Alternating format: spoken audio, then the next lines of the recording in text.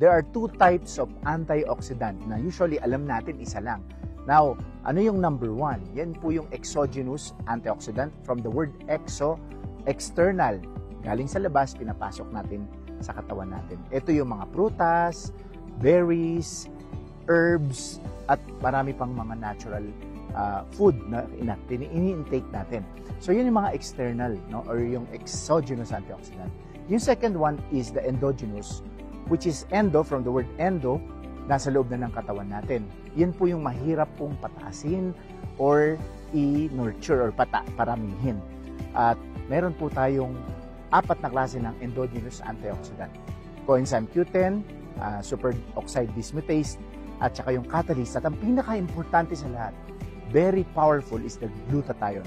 Yes, meron na po tayong natural glutathione sa loob ng ating katawan. At lahat ng yun ay nasa loob ng cells. So, to learn more about this information, feel free to follow my page.